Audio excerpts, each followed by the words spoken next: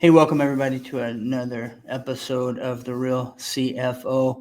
I'm excited to be joined with Jim Motz this morning with Ministry of Freedom, right? Did I get that right, Jim? That Ministry is of the Freedom? name of the podcast. Yes, it is. I'm happy to be here, Chad. Thanks a lot, man. Yeah, you bet. You bet. Jim's got a podcast and some other things that we're going to dive into a little bit later because I think it will add some value to your lives and those surrounding you. But just to get started, Jim, will you kind of introduce yourself a little bit, where you came from in terms of, who you are, entrepreneurial space, and then we can kind of dive into some. Sure. Sure, I'm happy to. So I'm Jim Motz. I currently live in Elkhorn, Nebraska. I grew up in a small town in Iowa called Missouri Valley, not too far from our metro area. I ended up, after high school, going to college for 4 years, earned exactly 0 degrees, and was on my way to my next habits of drinking and that type of a lifestyle, which led me down a path to nowhere quick. But I figured out pretty early I could sell. So my entrepreneurial venture started well before I even realized it when I jumped in the car business at 24 years old. So that was an interesting foray into a world that I didn't know anything about. I entered the Edwards O'Neill Auto Group as a car salesman in 1996 and had a bit of success with it and ended up moving up the ladder fairly rapidly, had different managerial positions, ended up running my first dealership at 27 years old, and ended up having the opportunity to create a business within their auto group and was fortunate enough to be their business partner for the last 15 years of my career. So I certainly have an entrepreneurial spirit, and it burns. And that's not just a metaphor. It feels like a burning inside most of the time. I gotta get it out. So entrepreneurial endeavors is what I'm all about. No, that's fantastic. We were introduced by a common acquaintance, Amy Dillard, kind of in the marketing game. She works with Yes. us, doing some marketing and outreach. And she said, Chad, you've got to talk. You got to talk to Jim. His story is great. So you hit on a couple things. Our main goal is to enhance the growth and financial well-being of those that listen, those we Sure. serve. And I think you hit on something that's very common in the entrepreneurial space, uh, common in high achievers, those that like to excel, go from 0 to 150 really, really fast, Yeah. is alcoholism and substance abuse. Yeah. Can you talk a little bit more about that and how that kind of came to be a part of who you were, and kind of some of the stories and lessons you. For sure. Happy to unpack that stuff because I think it's relevant and I think it's relatable. My journey with alcohol and drugs started about 15 years old. That's what we did in my town. We drank a lot. And in the mid to late 80s, that was pretty commonplace. And it was a pretty fun existence for a few years. And what I quickly found was that the party ends and it gets pretty dark. I found myself in my mid to late 20s, about 75 pounds overweight, smoking 3 packs of cigarettes a day, had about an $800 a week cocaine habit, and was drinking 18 beers every single day. It was a miserable, dark existence.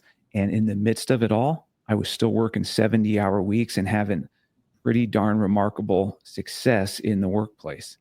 And I think that with higher achieving people, I think we're reluctant to realize there's an issue because the other stuff seems to be working. Hey, I'm making money.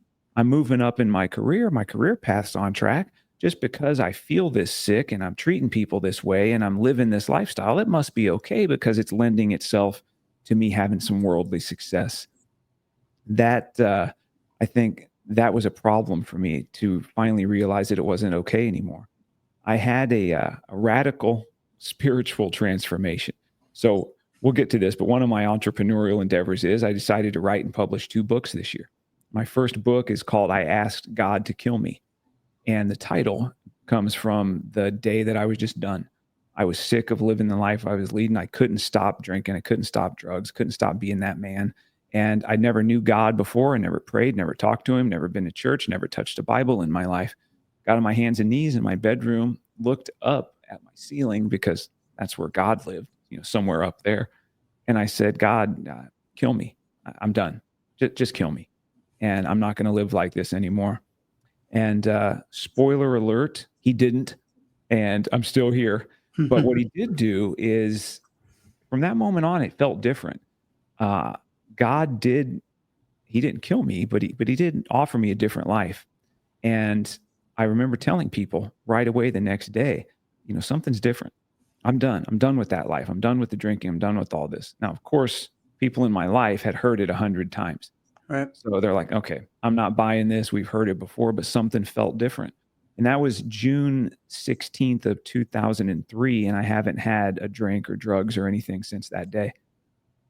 Awesome, man. That's amazing. I went down kind of a similar path, different substances, possibly more drinking for me, but it was just the grind. Like you said, so many high achievers or highly successful people tend to do well through that abuse, right? You're abusing yourself, and it takes something, right? A trigger, whether it's something your mind says, I don't want to go on like this anymore. Yeah.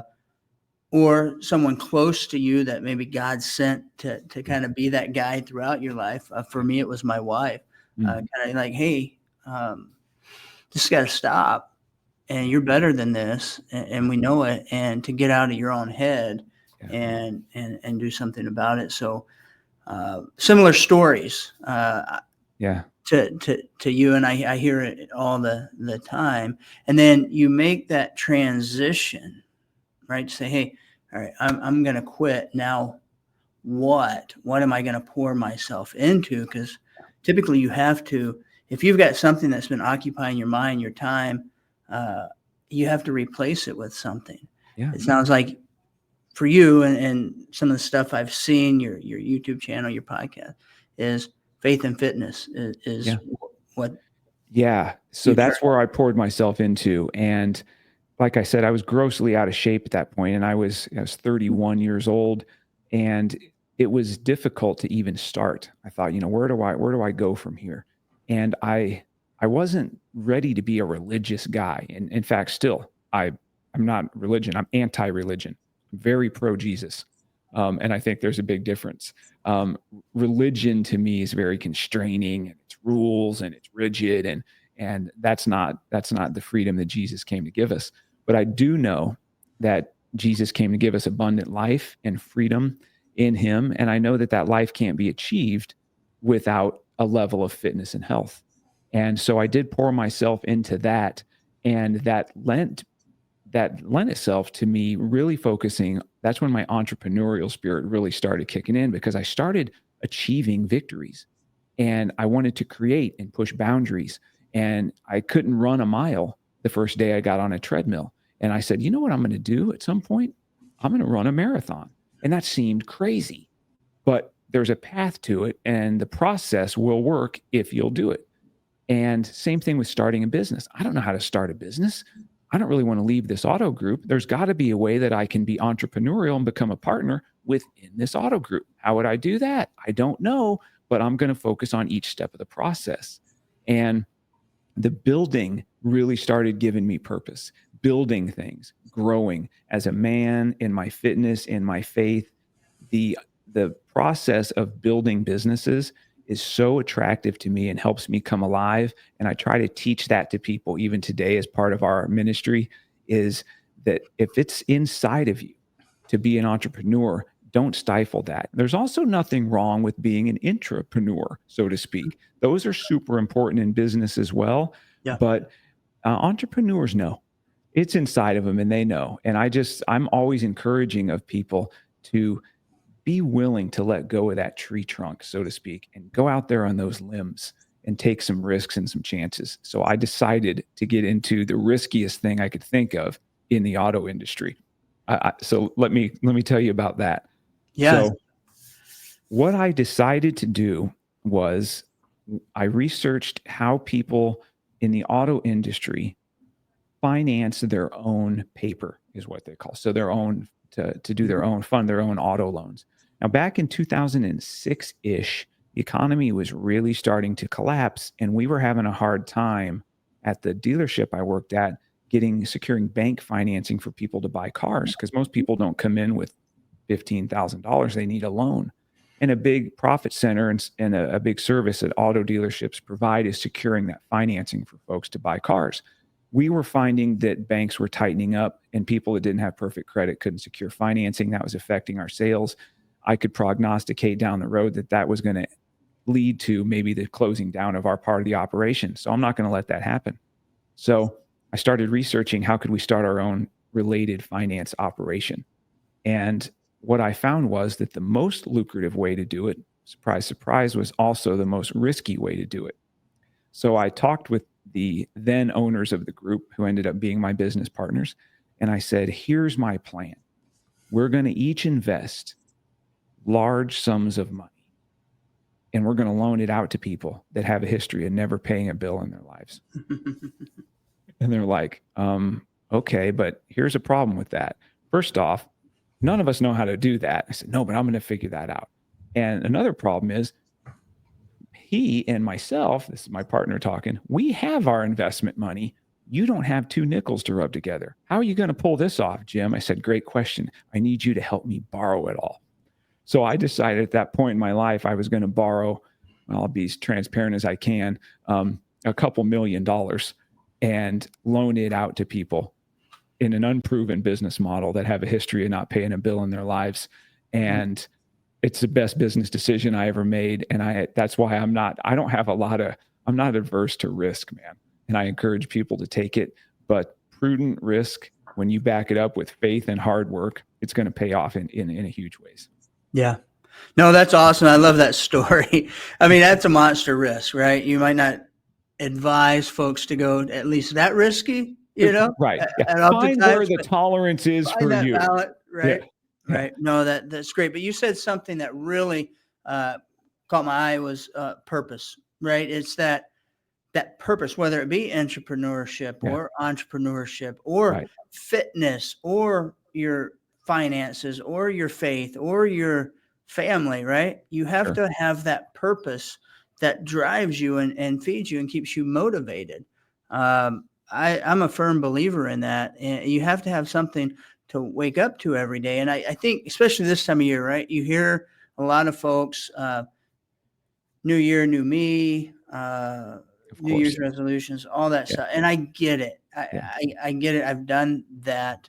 I tell everybody, start now. Yeah. As soon as you say that, just start.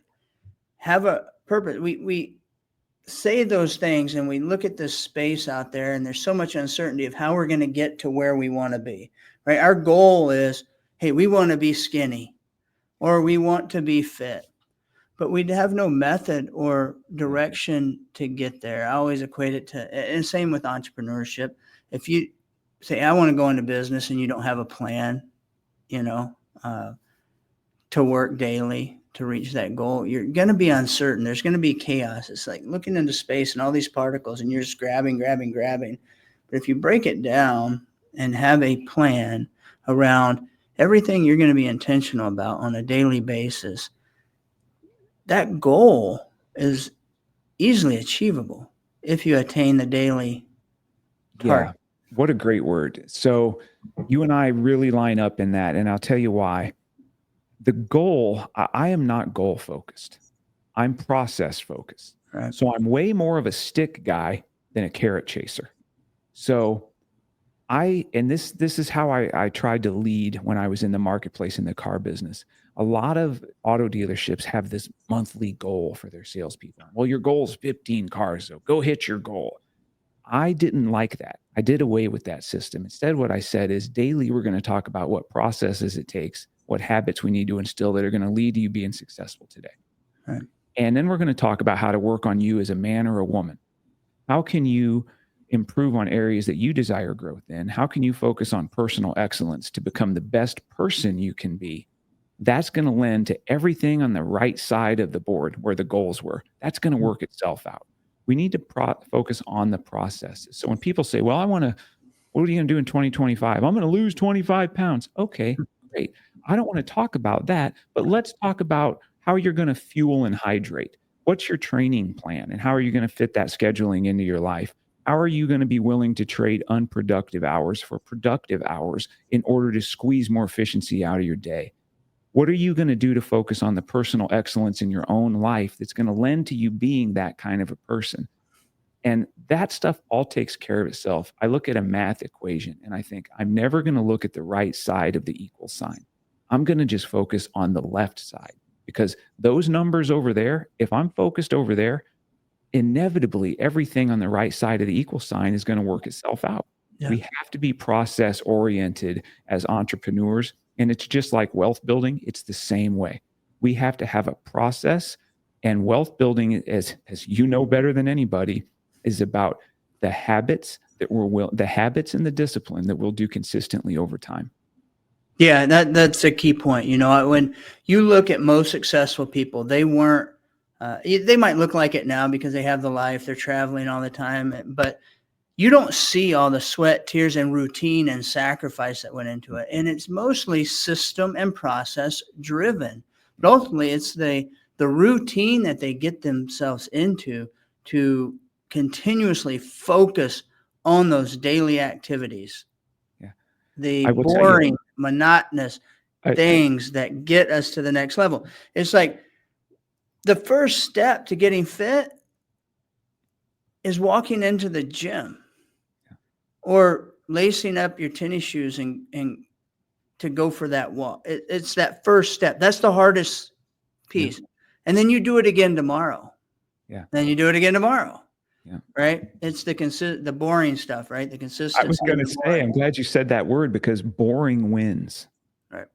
Boring does win. It's so crucial for people to understand that we have to live, and this is going to sound maybe out of context. If people take it the wrong way, I'm sorry, but we need to live more like dogs. Dogs do the same thing every day. Right. They eat the same food. Here's when I eat. Here's when I do this. We need that discipline and that consistency. Yeah. And that's where the wins come from. And it's about what's important to you. If you think that habits and strategies that lead to winning are too boring for you, then you're free to enjoy the fruits of a different life, but it's not going to be the winning life that you're going to desire. And it might seem attractive for a while, but in the end, it won't be. I find the joy is in the journey. You hear all the time from successful people, it's just not what I thought it would be, and it wasn't as great as I thought. That's because you're focused on some end result. It is as enjoyable and as fulfilling as you think it would be when you're focused on the daily wins. I get to go to bed every night and I've won because I've stuck with my consistencies and my disciplines and my daily habits. I get to go to bed with a full heart and knowing that I gave everything I had into that day. And that's what life's about for me. Yeah, no, that's awesome. Boring is hard for people to imagine, right? The successful people do the boring. They also make things simplistic. Yeah. Right. They do the simple things. Yeah. Those little simple things add up to a lot of big things. I was talking to someone today, we just it's the day after Christmas. Everybody's talking about what they got. Yeah. And I got a grounding mat. I got a hydrogen water thing. And I'm thinking, and people, what'd you get? I said, well, that's what I got. What does it do? I don't know, but a lot of people smarter than me talk about it. Right. And I don't know if there's going to be a feeling that it's doing something. Like I used the grounding mat today at the office. I don't know that I feel any different. Yeah. I drank some of the water. I don't know if I feel any different, but when I get my blood work in 4 months, we'll see if it did anything. But it's those little things, those consistent things. Sitting in the sauna after the workout. Not exactly sure what it does for me, but I feel good doing it. Absolutely. So simple, consistent things. And, I like to impress on people because I was that guy that focused on the universe, right? Like out there chasing the carrots for a long time. And I failed doing it. Yeah. And until I pulled back and simplified and focused on the simple. I agree with that. I think people need to seek out failure. That's the other thing that is a little bit counterintuitive to folks is they're always chasing victories. I like to chase failure. That means I like to try things that the odds are I'm going to fail, because I'm going to learn from as I stack up failures, and they're going to turn into wins that would be bigger than hadn't if I didn't take that process. Yeah. So I used to teach salespeople, we're not here to get yeses or to sell cars. I used to give them a sheet that would have 100 boxes on it, and in each box had the word no. And I said, your goal is to, as quick as possible, fill your no board. I want you to go chase no's. So get on the phone and get people to tell you no. And what they found was, guess what? Of course, they get a lot more yeses than they thought, and how strong they get and how proficient they get at their selling while they're chasing the no, the NO, while they're chasing the no, change the trajectory of their careers. Yeah, no, that's awesome. That's awesome. Well, let's jump into the ministry. You said Okay. something earlier. You're not religious. Yeah. But you're a follower of Jesus, right? Sure. A believer in Yeah. Jesus. Yeah. Explain that, because I think we might agree to a certain extent on that Yeah. that topic. So I come from an interesting place. As I've said, I didn't grow up with religion, with church, with knowing Jesus or any of that. We weren't anti-God. We just weren't churchgoers, and it was really never discussed in my home. So it wasn't until that I had that radical spiritual encounter that I started like, hey, I feel a little bit different. Let me pick up a Bible. Let me get connected in a church. Let me start talking to some people that kind of are living this lifestyle. And God really captivated my heart. And what I found from reading the Bible was a story of forgiveness, grace, mercy, redemption, freedom. And that's very attractive to me. And I wanted to start living my life accordingly. But I think that the thing that gets in the way of people understanding who Jesus was and why he came was the religion and the religious people get in the way. A lot of times I'll hear people say, I don't go to church because it's full of hypocrites. And I said, yeah, I go to church because I'm a hypocrite. McDonald's is full of hypocrites too, but you go there. So, we are called to come as we are with our mess of life and all of our problems. And we come and we put them before Jesus, and he gives us hope, and he gives us a real purpose. And that's changed my life. So when you talk about the ministry of freedom, the word ministry is where people get hung up. I'm not a pastor. I haven't been to seminary or any of that stuff. I don't stand up on Sundays and teach, but I call my podcast the Ministry of Freedom, because I'm a freedom guy. And I'll tell you what my definition of freedom is. I believe freedom is building a foundational faith in Christ while becoming strong, fit, and capable in all areas of life. So I think that true freedom is found in those things. And does that mean that somebody that doesn't want to follow Jesus can't be free? I'm not telling people that. And I also don't tell people how to live, but I do share what's worked for me and what's had a profound impact on my life. And I try to help people grow in their faith and understand that there is a path to real freedom, and that without fitness, I don't believe they were operating in true freedom. You're never going to convince me the 400-pound guy that can barely climb a flight of stairs is operating in freedom in life. I'm not trying to pass judgment on that person. I've been significantly overweight at a part in my life. And right now at 53 years old, I'm blessed to be stronger and more fit and capable than I've ever been. I know how both feel, and I know this is freedom, and I can't just be quiet about it. I also can no longer sit back and watch people at church that sit on their hands because they just believe that as long as they believe in Jesus, that, he doesn't care about our health and our fitness. And I just think that's nonsensical. And I can point people to scriptures that'll counter that.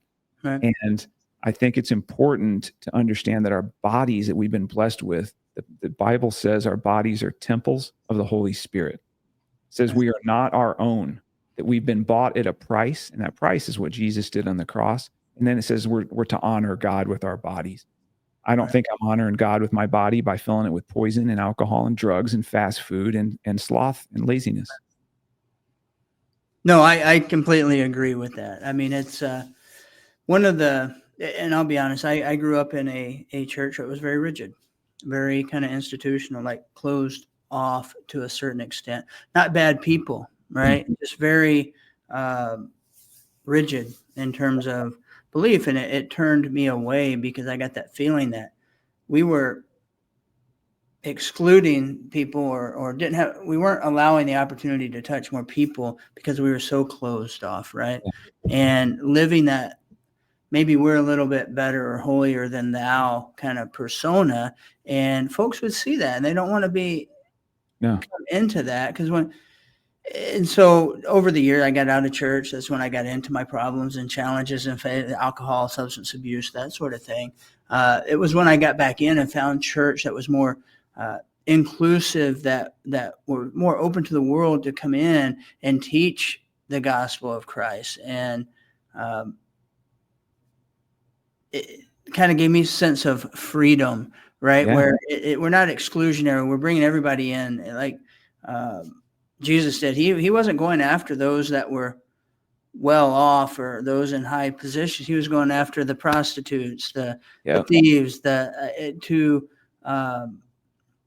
serve them or bring them into his absolutely role. And so the more and more I get involved in that, the more I see it. But so I truly do believe that one of the problems, though, that some religious institutions have is that we set this persona like, hey, we're a little bit better than everybody. And that was hard for me to gather because I know I'm not, and I have my fault. So I'm glad I hear you say that. And I think just your method and your approach to it through your podcast, I've listened to a few episodes, is, one way to do that, to make people feel comfortable, to bring them in versus kind of put roadblocks. One thing I share with people is that when I was living my quote unquote former life, when I was drinking and being that kind of a guy, I really thought that I was better than everybody else. I thought I was the smartest guy in the room. And I thought, I just had it all figured out in life, and I was young and making money. And after I came to Christ and understood who he was, I'm positive that I'm not better than anyone. I'm positive of that now. And the Bible's very clear that, we've all fallen short, and he loves us anyway. And that's the message. And I just think if the message is portrayed accurately, the gospel's portrayed accurately, it's not a sell job. It's here's this truth, and it's really life transforming. And if it's something you're interested in, take a look at it. And then after if you have an encounter with Jesus and you don't want that anymore, then put it down and go live your own life. No judgment.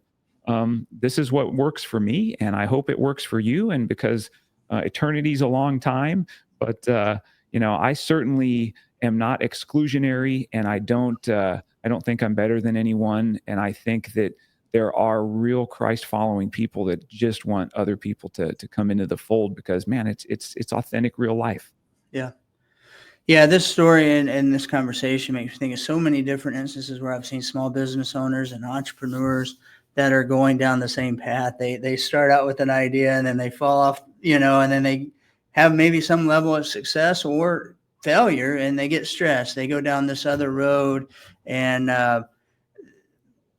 eventually kind of transition through these phases or seasons of life. And many of them are now turning their lives around, their business around through Jesus, and having a greater and deeper faith, but also fitness.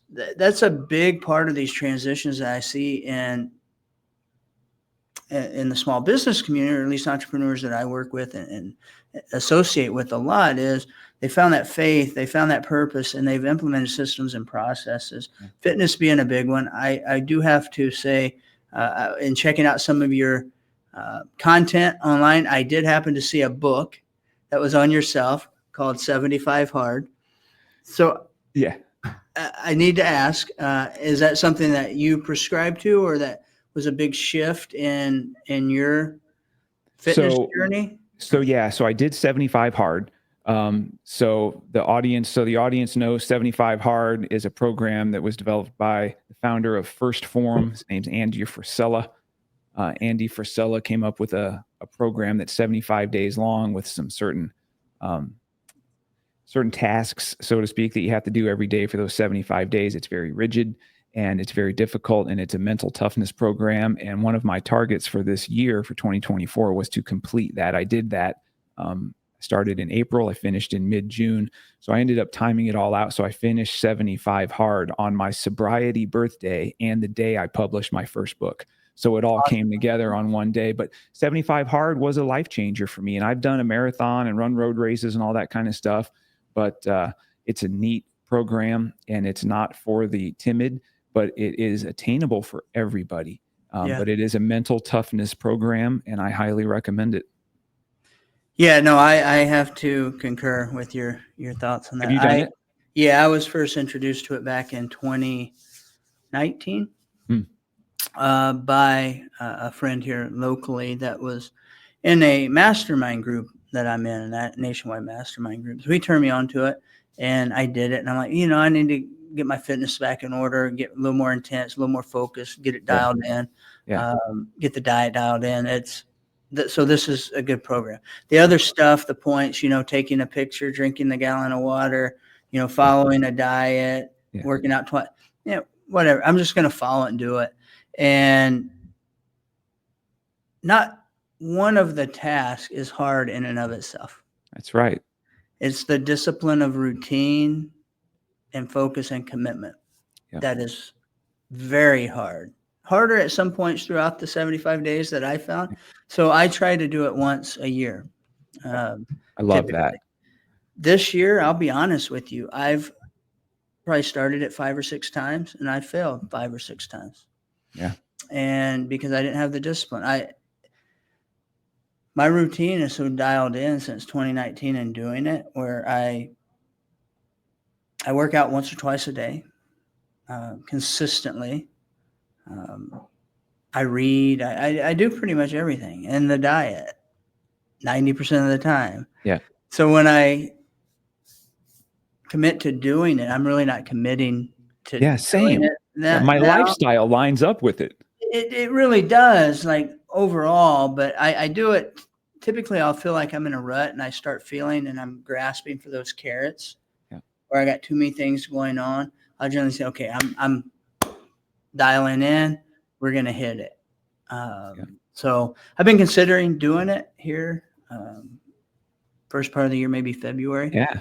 Starting it, but it's a huge program. And I tell anybody, it goes back to consistency and routine. It is not a physical fitness program, but if you do it right, you will look great physically. Yeah. But I tell you what, you've never been to that place mentally. No, I'd never been there.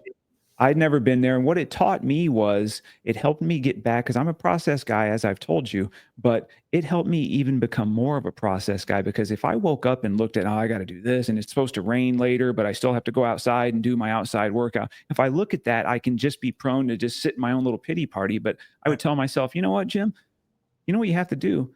Go do 10 pages of reading and get your first workout in.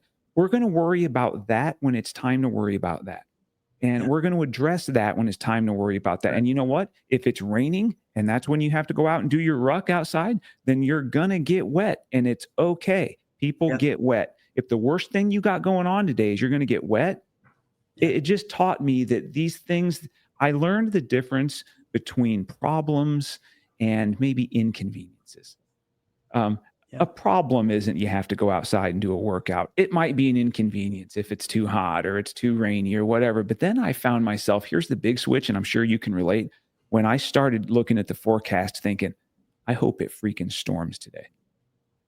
Yeah. And I remember being the only one out at Lake Flanagan, and I'm in a thunderstorm, and that's probably not safe. And I'm not advocating that either, but I'm out there. I'm the only one out there. I'm the only car in the parking lot. And I get out of the car, and I put on my weighted vest, and the rain starts, and it's rolling, just the thunder and stuff. And I thought, I freaking love this. Let's go. And I started getting to the point where I would embrace the difficult. And that's a great lesson in life. And I'll tell you what, we're speaking to a lot of entrepreneurial people. When you can embrace that, when you actually look forward to the struggle because you understand on the other side of it is going to be a greater victory and better lessons than you ever thought you could get when it's sunny, that's when you're going to really start growing. And that mindset is for those of us who've decided to be strategic thinkers rather than tactical thinkers. And that's super important. Yeah, no, it is. It is. And I can attest. I mean, you start looking for the harder, right? The rain. Yeah, so be it. sub-zero temperatures, Let's whatever. go. I'm not cold yet. Yep. We'll deal with the cold once the cold shows up after I'm out there for 25, 30 minutes, right? Yeah. It teaches you, or at least for me, to eliminate excuses, find solutions. Don't focus on problems, find solutions. Because if you're finding problems with everything, you are the problem. Yeah. Right? I mean, it shifted my whole dynamic. And I think what most people see out there is this fitness world, and it might have something to do with religion too, because fit people sometimes are the ones that want to flaunt themselves and want to say they look great and hold themselves to a higher standard. Maybe they should, right? But maybe they should humble themselves to bring others within, because I don't care if you're working out, you're doing something, you might not be the fittest in the room, but if you're doing it consistently, day in, day out, your mental capacity, your focus, your intent, I mean, is so much better. To me, going to the gym is more mental than physical anymore. Same. It really is, because, well, except that I'm getting older and different body parts hurt, right? So I have to have the mental capacity to overlook those to a certain extent. But I can feel the physical. But it's a mental thing. And I think we as entrepreneurs, or just entrepreneurs, or those listening to the show that want to improve their life in every area, fitness has to be a key part of it. It does. I would say this. I think financial success there's a direct correlation between your financial success and your willingness to focus on personal development. So yes, fitness is a huge part of personal development, but so is relational health and learning to be a better spouse, a better parent, learning to be a better brother, sister, son, reading, studying. I love the part of 75 Hard where there's consistent reading every day. Yeah. I believe that leaders are readers, and consuming the right type of content, listening to quality podcasts, and feeding your mind with the right stuff. Personal development is the key to everything that people are trying to get done from a financial perspective. As you focus on that, it's just over the course of the timeline, you're going to build wealth, because your habits aren't going to let you be a squanderer. It just won't line up. One of those two things will give in. You'll either stop focusing on personal development and then the finances are going to fall off, or you'll stay so focused on your personal development that even if you aren't even trying, you're going to build wealth over time, because that's how it works. Yeah, no, 100% agree. Jim, it's been a great call, or a great conversation. This is cool, man. I appreciate you so much, man. Yeah, it's been a lot of fun. I'm sure we'll do it again, and we'll connect outside of here for sure. Where can people find you to learn more about your program, Ministry of Freedom, your training course, everything that you've got going to help people? So speaking of Amy Dillard, she built us a tremendous website, and it just became live a couple days ago. So it's really easy to remember. It's Jim Motz, JIMMOTZ. It's my name, jimmotz.com. So there are my information on my books, my online community and coaching program called Building and Becoming, the podcast links, everything that we're doing and our plans for the future are laid out there. Amy and her team did a wonderful job. So please, everybody go there and check it out. Ministry of Freedom stuff's on all the platforms. We have new episodes every Tuesday.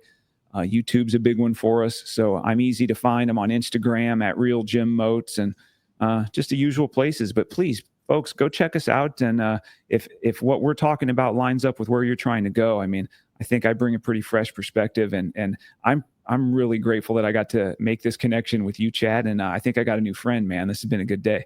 Yeah, it's good. It's good. I enjoyed it, and we'll definitely connect on it. Guys, follow Jim. What he says, routine, purpose, faith, the whole night. Believe me, I've been through that road. He articulates it a little bit better than I do. It speaks a lot more eloquently about it, but it's good stuff. So if you feel like you're in a rut or facing any challenges, or just need that little to take some action, reach out to Jim, reach out to me.